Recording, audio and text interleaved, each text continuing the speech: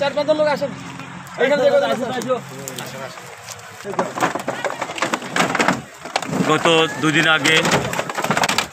দাদিকে গলা কেটে হত্যা করেছে সেই হত্যায় ব্যবহৃত চাকু যে মূল আসামি তার শনাক্ত মতে তার বাড়ির পাশেই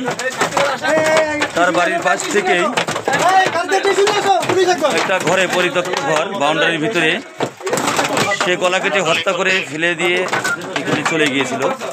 সে তার শনাক্ত মতে ফেলাইছে এখানে আছে মূল রিকোয়েস্ট সেই চাকু দিয়ে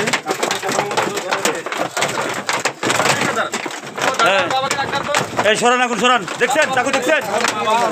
চাকু দেখছেন চাকু দেখছেন চাকু দেখছেন সেই মেইন কিলার দাদিকে গলা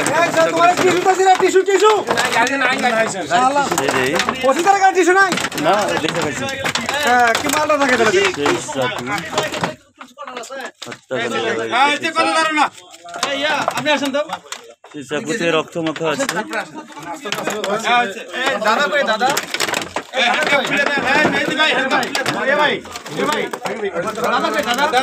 দাদা